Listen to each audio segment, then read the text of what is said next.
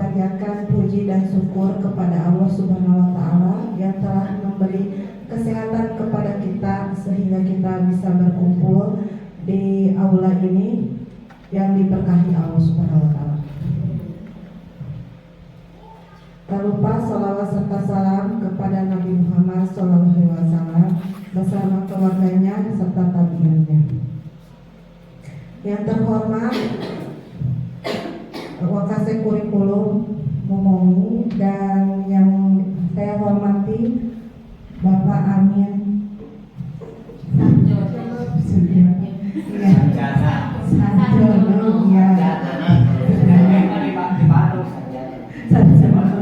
dan Bapak Ibu guru yang hebat yang telah meluangkan waktunya untuk kelancaran tugas saya. Terima kasih semuanya. Pada kesempatan ini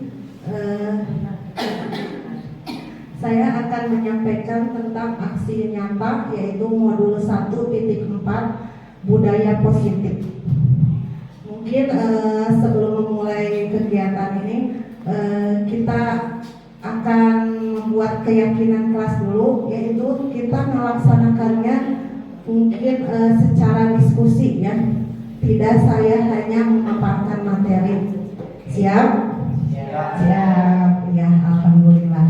Sebelum dimulai bisa ini nanti mudahnya apa langsung ditulis pertanyaan apa selesai materi baru pertanyaan. Oh iya, nanti per slide saya paparkan dulu, baru saya diberi kesempatan kepada Bapak Ibu untuk menjawab atau untuk menambahkan dan sebagainya.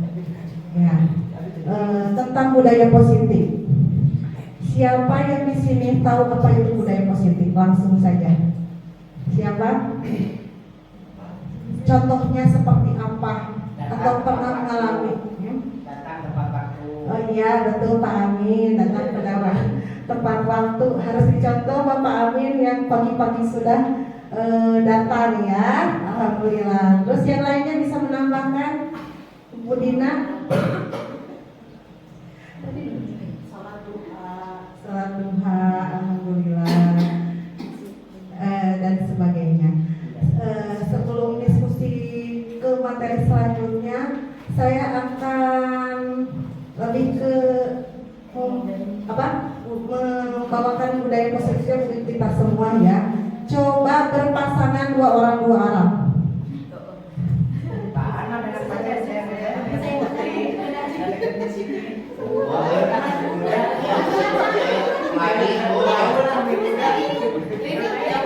Berdua kita ciptakan budaya positif dari kita sendiri.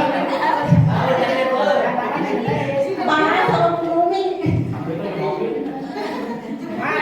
sudah mendapat temannya.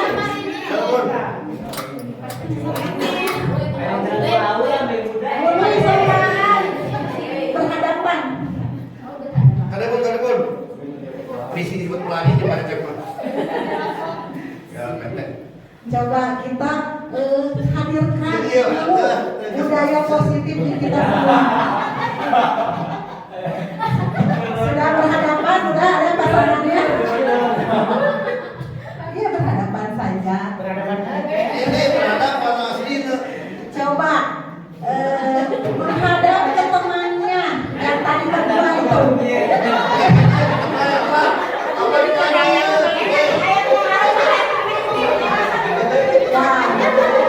Coba tatap temannya.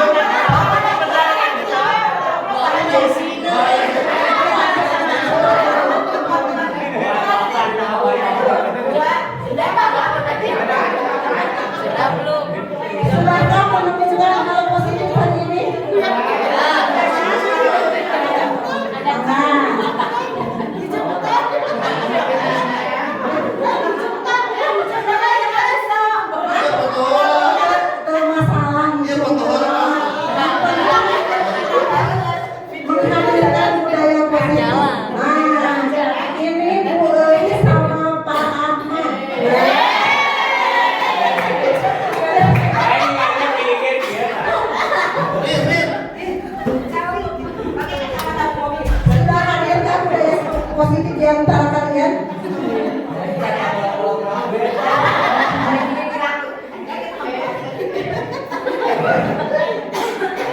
Ya, apa coba bisa diambil dari budaya positif seperti itu?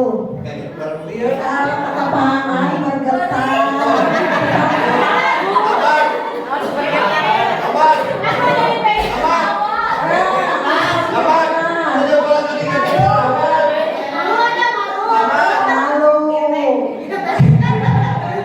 Kata Bu Lilis tadi apa? Pengen ketawa, pengen senyum. Oh iya, timbul kasih sayang.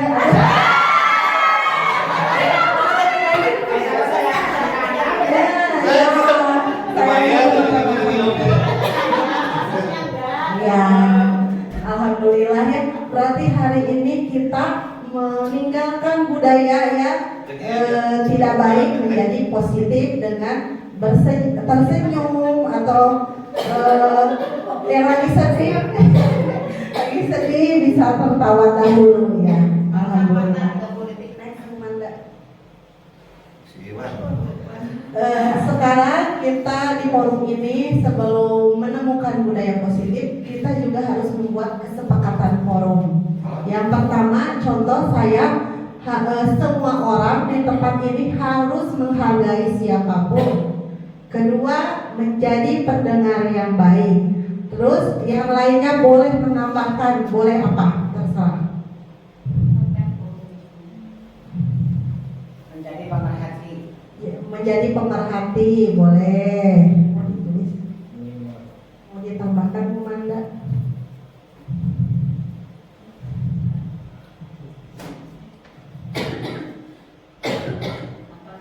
Ya, menjadi pemerhati. Coba siapa lagi yang mau menambahkan?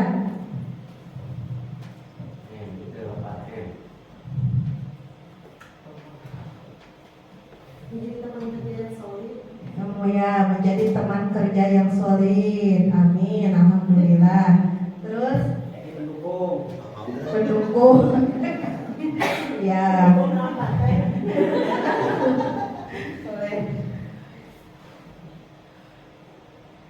Juga bisa fleksibel ya. Jadi bisa sambil selonjoran, boleh sambil ngobrol dikit-dikit, boleh. Boleh ngopi juga, boleh tiduran sedikit. Boleh. Ya itu keyakinan yang kita ambil di forum ini ya, bukan keyakinan yang ambil di sekolah ataupun kelas. Dan mungkin dicukupkan ya tadi tentang keyakinan di forum ini. Seorang guru yang baik harus memiliki kemampuan dalam mewujudkan budaya positif di sekolah.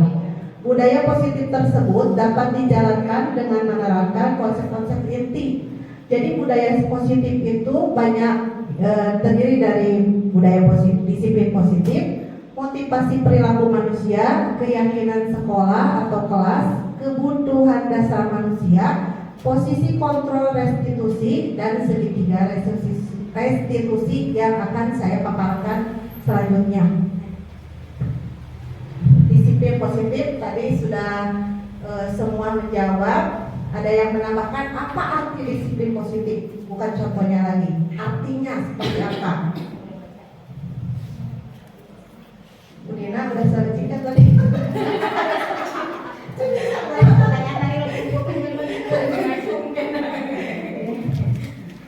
Ada yang mau?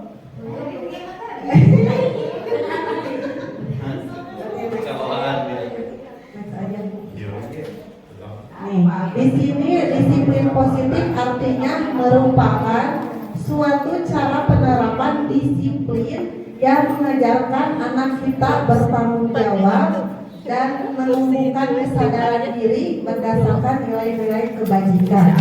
Ada juga pengertian lain. Disiplin positif itu lebih ke arah disiplin diri yang dapat mengontrol diri dalam melakukan segala tindakan. Nih, seperti yang kita telah ketahui bahwa di Rogan Al-Fatih sudah menerapkan disiplin positif melalui pembiasaan pembelajaran sehari-hari. Di sini saya ambil contoh kelas besar pembiasaannya, yaitu membaca surat pendek dan melaksanakan sholat duha bersama-sama. Disiplin diri dapat membuat murid memahami dan menyadari berdasarkan motivasi internal dari diri itu, ya, dari diri sendiri, bukan akibat paksaan yang dihukum gitu, bukan pula juga ingin dipuji ataupun ya, takut mendapat hukuman. Kenapa disiplin positif itu kita harus terapkan? Semuanya itu untuk mewujudkan adanya 6 karakter dalam profil pelajar Pancasila. Di sini ada beriman, bertakwa kepada Tuhan Yang Maha Esa dan berakhlak mulia, kedua mandiri, ketiga kebinekaan global, keempat bergotong royong, kelima kreatif dan bernalar kritis, beserta dimensi-dimensi dan indikator-indikatornya. Sudah disiplin positif tadi itu kita lakukan dari diri sendiri, bukan paksaan ataupun ingin dipuji dan takut dihukum, yaitu ingin ada dari diri sendiri, yaitu motivasi perilaku manusia. Seperti apa motivasi perilaku manusia yang tadi disebut? Pertama, kita adanya motivasi itu dari diri. Contohnya apa ya? Kita pergi ke sekolah tepat waktu, bukan karena takut adanya hukuman atau tidak untuk mendapat imbalan nanti dari Pak Amin kalau duluan ke sekolah, contohnya Pak Amin kasih reward apa gitu, atau untuk menjadi orang yang mereka inginkan dan menghargai diri sendiri dan nilai-nilai yang mereka percaya. Itu harus berarti motivasinya dari diri sendiri, yaitu yang ketiga ya, untuk menjadi orang yang mereka inginkan dan menghargai diri sendiri, yaitu bentuk tanggung jawab kita. Next. Sudah disiplin positif, kemudian kita motivasi perilakunya itu timbul dari diri kita sendiri. Untuk apa? Untuk membuat keyakinan sekolah atau kelas. Nih, apa bedanya aturan dan keyakinan kelas? Di situ kan ada peraturan sekolah atau peraturan kelas. Apa bedanya peraturan sekolah, kelas atau dengan keyakinan kelas? Coba Bapak. Kalau peraturan kan disepakati bersama, dibuat bersama. Kalau keyakinan itu semacam pemikiran bersama, tapi tidak beda dengan aturannya. Misalkan begini, kalau sekolah kita jam 7.30 baru mulai belajar. Jadi kita yakin bersama, jam 8 semua sudah masuk kelas. Ya. Itu keyakinan. Ya, terima kasih Pak Amin, jawabannya betul. Tapi boleh saya menambahkan, biasanya kalau peraturan sekolah atau kelas itu tidak melibatkan semua orang. Contohnya tidak melibatkan semua kelas, tapi lebih antara guru dengan guru atau dengan kita sendiri bisa membuat peraturan kelas. Sedangkan kalau keyakinan sekolah atau kelas, kita melibatkan warga sekolah, atau kalau di kelas murid-murid di sekolah untuk membuat keyakinan kelas. Nih, di sini kita untuk membuat keyakinan kelas, guru berperan dalam mewujudkan terbentuknya keyakinan sekolah atau kelas dengan adanya kesepakatan antara guru dan murid. Terus keyakinannya berdasarkan apa? Berdasarkan kebutuhan dasar manusia itu sendiri. Karena saya yakin di sini sebagai seorang manusia, kita ini mempunyai kebutuhan dasar manusia. Coba siapa yang tahu kebutuhan kita itu apa? Makan, boleh Pak Ahmad. Makan. itu Pakaian. pakaian, ya sadar, pangan, papan. Terus apa lagi? Oh iya, ya itu kebutuhan kita. Terus ada lagi kebutuhan kita? Kasih sayang, betul Bu Maria. Ya. Bu Manda, apa sih kebutuhan kita nih? Di sini ada pernyataan. Ketika seorang murid melakukan suatu perbuatan yang bertentangan dengan kebajikan atau melanggar peraturan, hal itu sebenarnya dikarenakan mereka gagal memenuhi kebutuhan dasar mereka. Apa dasar mereka itu? Dasar manusia. Nah, di sini tadi sudah menyebutkan kebutuhan dasar manusia itu makan, minum, apalagi tadi rumah, pakaian. Nah, itu kebutuhan bertahan hidup mungkin ya. Makan untuk bisa hidup, iya. Iya, sandang, pangan, papan itu kebutuhan bertahan hidup sebagai manusia. Kedua yaitu kebutuhan kasih sayang dan rasa ingin diterima. Merasa seperti itu nggak kita Pak? Di suatu lingkungan baru, contohnya kita ketika Pak merasa asing kembali dunia baru, maka kita membutuhkan rasa diterima dan alhamdulillah kita peroleh dari Roda Al-Fatih. Terus rasa penguasaan. Rasa penguasaan itu seperti apa?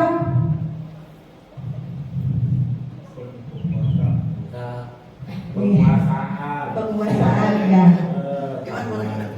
Iya, penguasaan atau ingin menunjukkan kita dihargai gitu. Ingin dihargai, ingin diterima juga. Kebebasan dan kesenangan. Next,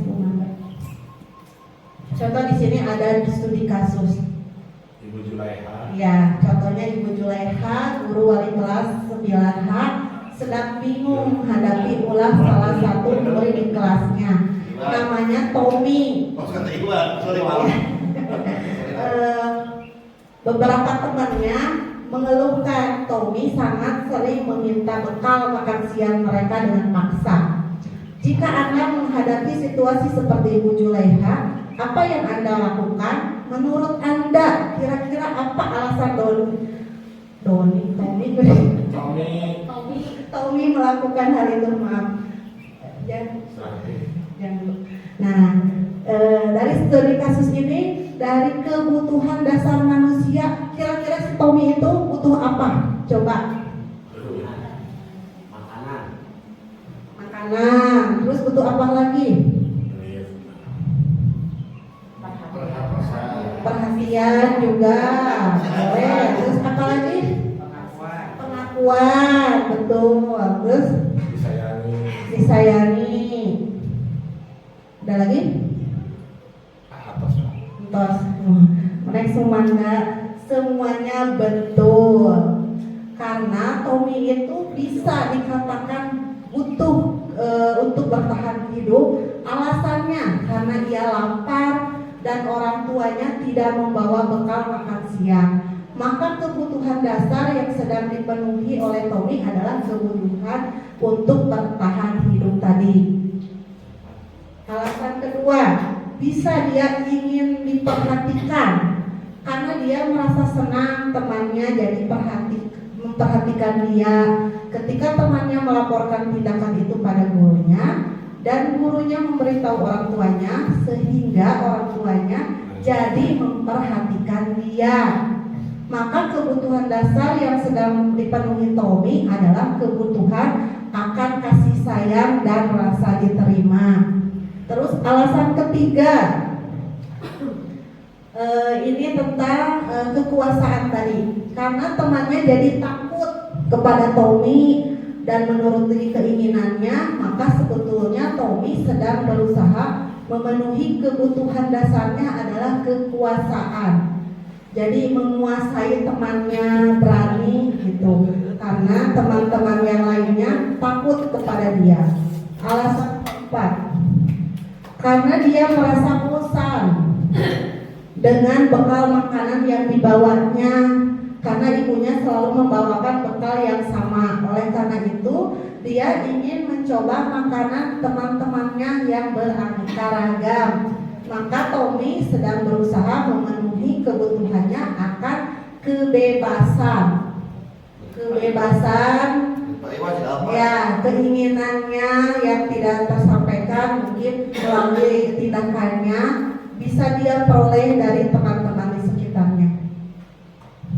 Sekarang yang terakhir adalah alasan Tommy yang kelima, karena ia melakukannya karena iseng saja dan ia menikmati ekspresi wajah teman-temannya yang kesal karena diambil makanannya dan menurut dia ekspresi teman-temannya itu lucu. Maka berarti Tommy sedang berusaha memenuhi kebutuhannya akan kesenangan. Nah, itu kebutuhan Tommy itu kebutuhan manusia, yaitu dari yang 5 tadi. Jadi semua Tommy butuhkan. Sekarang kita posisi kontrol restitusi, yaitu posisi guru di sini. Apa posisi apa? Posisi guru. Kontrol. Nih, posisi guru kita bisa memilih posisi kita ini mau menjadi guru seperti apa terhadap anak kita. Nih, di sini ada posisi gurunya sebagai penghukum. Nih, di sini diri kita sudah ada nggak sebagai guru penghukum? Kira-kira kadang ya, kadang. Terus kedua, guru sebagai pembuat merasa bersalah. Jadi bukan anak kita yang menghakimi, jadi kita sendiri juga menghakimi anak kita. Jangan orang lain gitu menghakiminya, tapi gurunya sendiri kadang menghakimi muridnya. Kamu mah ada bodoh gitu ya, kadang gitu. Mudah-mudahan tidak seperti itu. Terus guru sebagai teman. Kalau kelas besar mungkin harus memperlakukannya siswa itu sebagai teman ya, jadi bisa bercerita mereka itu. Guru sebagai pemantau dan yang terakhir guru sebagai manajer. Di sini contoh kata-katanya yang sebagai penghukum, pembuat merasa bersalah, sebagai teman, pemantau, manajer. Kata-katanya juga berbeda di sini. Ini kasus guru berbuat, guru berkata. Contoh penghukum. Coba dibacakan sama Bu Nika. Gimana sih menghukum kata-katanya? Biasanya contohnya kalau anak-anak langsung dihukum sama Bu Nika. Silakan Pak Bu Nika. Paling dari contoh itu aja ya Bu. Kalau kamu tidak melakukannya, awas ya, rasakan. Sambil dengan ekspresi mukanya seperti apa ya? Mungkin tidak datar seperti boneka ya. Terus kalau guru sebagai pembuat rasa bersalah, contohnya seperti apa nih di sini? Berceramah dan mengatakan seharusnya kamu itu tidak melakukan seperti itu, ibu kecewa melihat kamu berbuat seperti itu, contohnya seperti itu. Beda dengan kata-kata sebagai teman, contohnya ibu tahu kamu berbuat seperti itu karena ada alasan dan sebagainya. Kalau sebagai pemantau biasanya guru cuma memperhatikan dan kemudian mencatat poin-poinnya sehingga apa yang menimbulkan ide atau buat pembelajarannya. Sedangkan sebagai manajer mengajukan pertanyaan-pertanyaan. Contoh yang kedua, guru berkata, nih kalau menghukum rata-rata kata-katanya ini pakai ancaman ya. Kalau kamu tidak melakukannya, awas ya, rasakan. Pakai mimik mukanya yang enggak sebut-butikan, menggemaskan. ya. Terus atau muridnya atau muridnya juga. Jadi kadang murid itu kalau diperlakukan seperti itu oleh gurunya bukan menurut biasanya, kadang jadi dendam ya biasanya. Contohnya, biarkan saja, nanti juga marah-marah lagi, kata muridnya. Akan seperti itu, jadi terus memberontak dan menyalahkan orang lain. Semoga kita menjadi guru sebagai manajer ya, mengajukan pertanyaan-pertanyaan dulu kepada siswa yang melakukan kesalahan, tidak langsung menghukumnya. Terus setelah mencari masalahnya, terus menjadi keyakinan apa yang akan harus diperbaiki oleh guru dan siswa itu, terus menguatkan pribadinya, kemudian murid meletakkan dirinya sebagai individu yang positif. Terus biasanya muncul ide-ide atau ide-ide ya ide-ide, kemudian mengevaluasi diri bagaimana cara memperbaiki diri. Di sini saya sudah mencoba terhadap masalah sebagai manajer. Di sini saya menerapkannya kepada Hapas dan Rasap.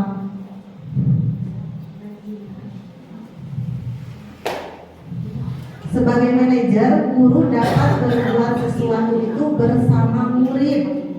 Jadi murid dipersilahkan untuk bertanggung jawab dan mendukung murid agar dapat menemukan solusinya. Selain itu, posisi manajer mengacu pada restitusi yang dapat menjadikan murid sebagai manajer bagi dirinya sendiri sehingga dapat tercipta identitas positif pada diri murid. Contohnya seperti itu. Sebelum lanjut ke materi selanjutnya, coba berdiri lagi.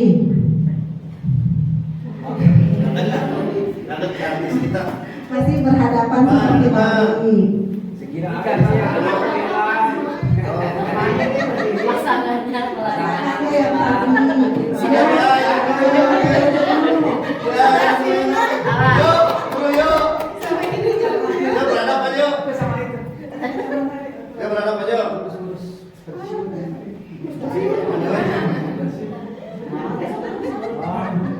Nah, Dia membantu tahu apaan sama saya?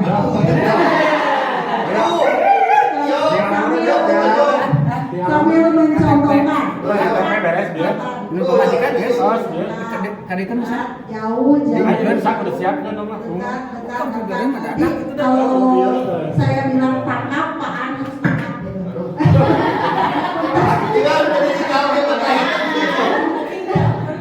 Yang jauh-jauh Coba. angkat ujuk jarinya aja. Ya, gitu. Harusnya terlepas ya, tapi ini coba dekat, jauh, terus dekat, ini tetap dekat, jauh. Kalau yang mau ditangkap itu menghindar kalau bisa ya. Ya tangkap, siapa yang mau jadi penangkap, siapa yang mau ditangkap.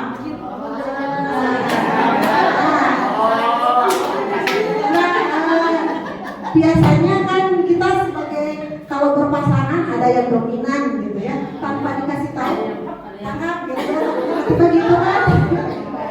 Iya, jadi kita tahu siapa di antara dua teman kita yang berjiwa dominan, itu ingin memimpin.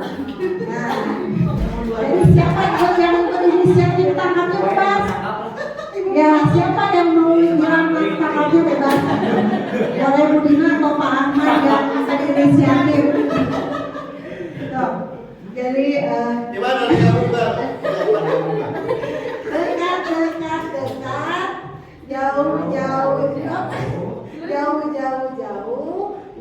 dekat, jauh, dekat, jauh, dekat.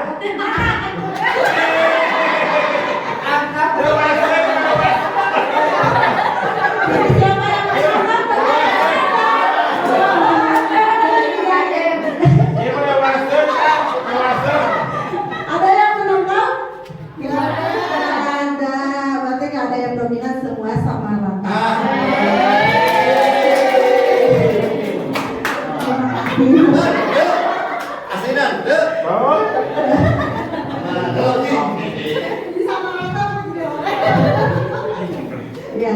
Ya sama rata ya.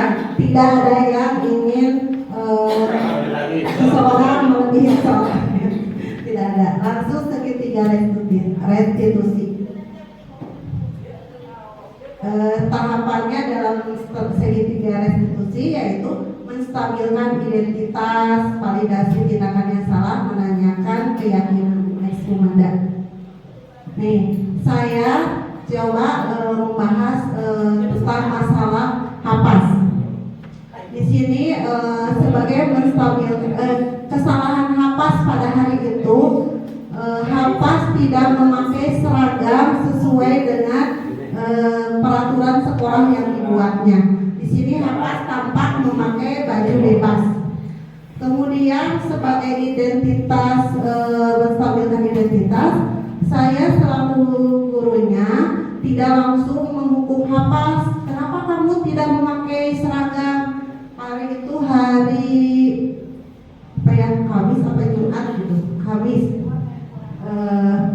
Saya tidak langsung menghukum hapas, tetapi tahu nggak kira-kira hapas kenapa ibu memanggil hapas?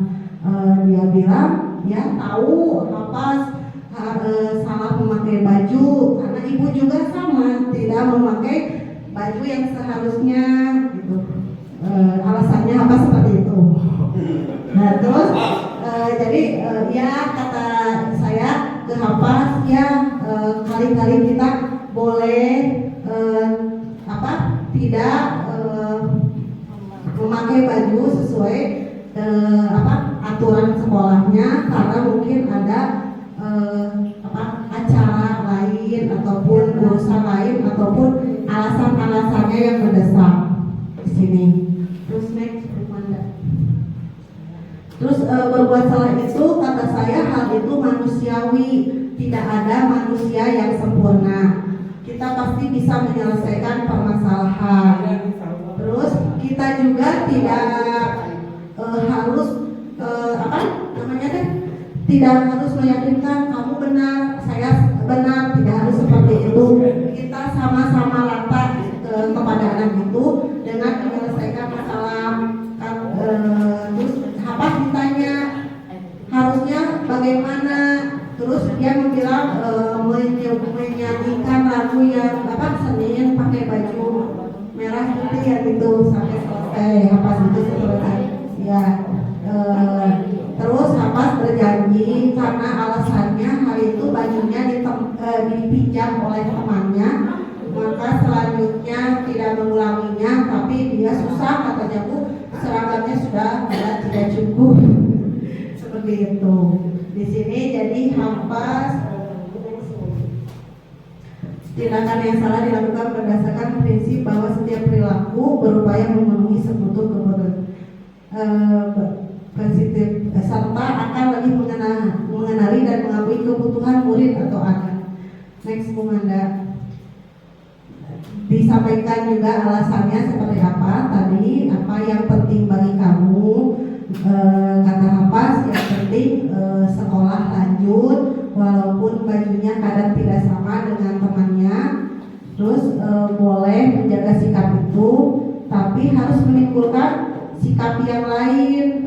Dia itu janji walaupun katanya tidak bisa memenuhi janjinya karena bajunya terbatas, dia janji akan minimal membantu ibu guru setara dengan ibu guru katanya, dengan mungkin sering membantu membersihkan kelas, contohnya juga mengajarkan matematika kepada Rasya jadi tutor sebaya.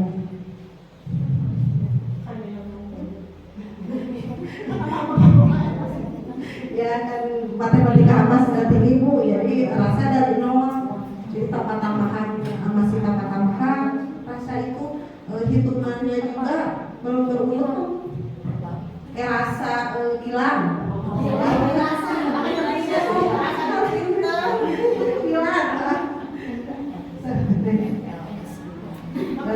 Apa dia mau?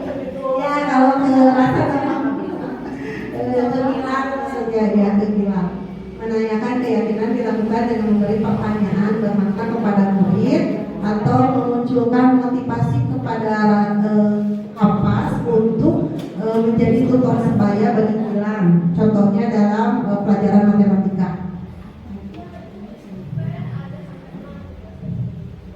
Next, next. Ya, tadi sebenarnya selain masalah Hapas, saya juga masalah rasa yang tiba-tiba memukul Sela dan bilang aku benci Sela gitu.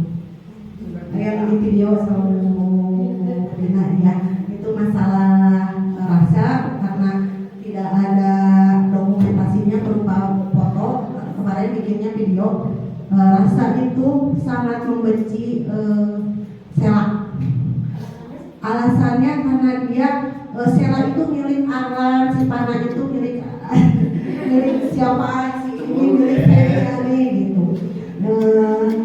Walaupun mungkin obrolan saya sama Rasa, walaupun istilahnya kalian ngidul gitu, tidak fokus gitu. Intinya dia tetap seperti itu ke lawan jenis dan kembali lagi ke pacaran walaupun memakai alasan agama gitu. Kalau di agama Islam tidak ada pacaran dan sebagainya, tapi Rasa kenapa kan selalu gitu ya?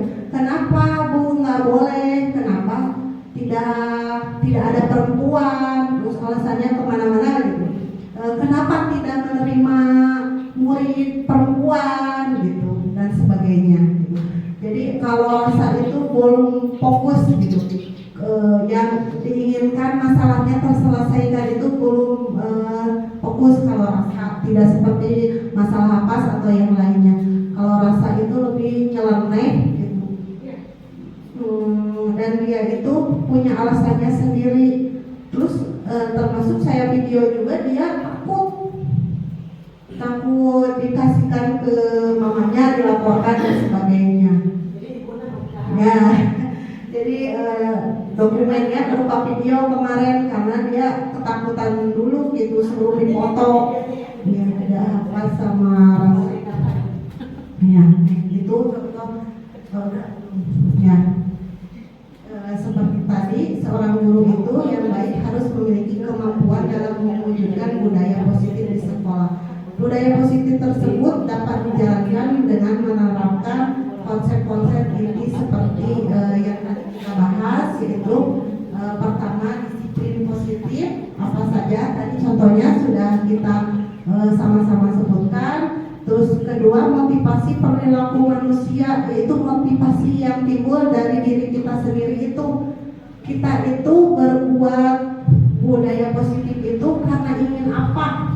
Karena takut dihukumkan, atau karena ingin dipuji atau dihargai oleh seseorang atau atasan, atau tanggung jawab kita sendiri gitu. Harusnya sih motivasi perilaku itu timbul dari diri sendiri, yaitu keinginan positif dari kita, seperti rasa tanggung jawab kita terhadap tugas yang kita peroleh. Terus keyakinan sekolah atau kelas. Tadi kita bisa membuat keyakinan kelas itu dengan melibatkan siswa. Contohnya maunya di kelas itu seperti apa? Contohnya banyak bisa di kelas itu sambil jalan-jalan, kata Hapas. Bisa sambil kali-kali ibu udah selesai belajar memperbolehkan main musik atau menyanyikan lagu. Nah, kemarin di kelas itu diterapkan 3 orang itu. Jadi genre nanti beda-beda gitu. Hapas lebih ke Sundaan, Gilang pop 70-an 80-an gitu. Terus kalau siapa Jahra K-pop gitu kan. Tapi alhamdulillahnya fokus gitu mereka. Itu tidak, kan kita mah kalau lagi apa gitu ada suara apa, jadi kemana gitu kan. Jadi kemana ini fokus tiga-tiganya terhadap yang dia tuju. Terus udah keyakinan sekolah itu kita bisa buat bersama siswa. Jadi untuk memperoleh kelas yang aman dan nyaman menurut kita dan murid itu bisa kita bangun. Terus keempat, kebutuhan dasar manusia itu untuk meyakinkan keyakinan sekolah atau kelas itu untuk apa? Kan tadi sudah disebutkan ada kebutuhan bertahan hidup, kasih sayang, diterima atau apa? Penguasaan, kebebasan, dan terakhir apa? Coba. Kebebasan dan apa aja? Kesenangan, betul Ibu, masih fokus. Terus ada posisi kontrol, restitusi guru. Kita tadi seperti apa restitusi guru itu? Kita mau jadi guru seperti apa?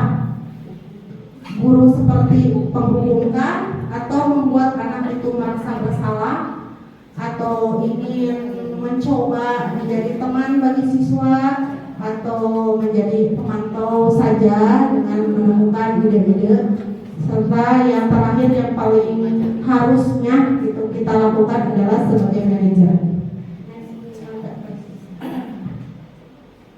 Nih, contoh contoh keyakinan kelas yang saya buat kemarin bersama Hapas, 9 dan Jahra. Tapi Jahra mungkin bahasanya berbeda, tidak disebutkan, tapi dia mengerti waktunya berdoa kapan, walaupun kadang mungkin harus dirayu dulu, harus diyakinkan dulu, tapi dia mengerti. Contohnya yang pertama berdoa sebelum dan sesudah kegiatan. Terus menghormati semua orang. Tidak, jadi keyakinan kelas itu tidak berbentuk kata negatif ya, jangan, tidak boleh. Tapi harus dengan kalimat yang positif. Kan dulu stop bully gitu. Enggak, sekarang lebih hormati semua orang. Terus jangan buang sembarangan, diganti dengan jagalah kebersihan dan sebagainya. Terus berani mengungkapkan pendapat, kerjasama dan kolaborasi.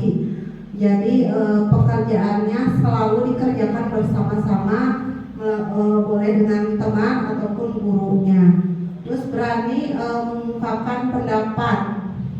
Kadang kan ada anak itu mungkin untuk mengungkapkan pendapatnya susah, sulit, jadi tidak pede.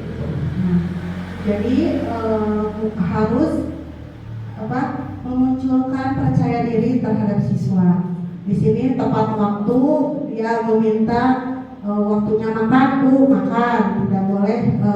Kalaupun sebenarnya kayak tadi kegiatannya kan bermacam-macam dalam satu kelas itu, ada yang masih belajar, ada yang harus ekskul, vokasional. Jadi waktu makannya juga dibedakan karena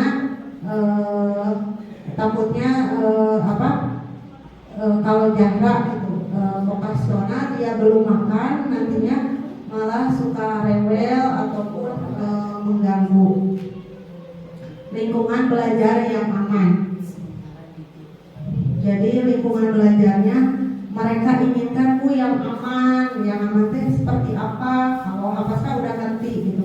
Kemarin yang aman itu tidak ada temannya yang jalan-jalan. Walaupun sebagai orang, Bu mau lagi belajar jalan-jalan, nggak apa-apa, ada yang seperti itu. Tapi kalau Hapas nggak mau, contohnya lingkungan belajar yang aman, terus dia itu harus semua ventilasinya terbuka, karena mungkin pemaaf atau apa, walaupun dia masih kadang menutupnya kembali di rumah. Alhamdulillah paparan dari saya sudah selesai. Semoga teman-teman itu tidak puas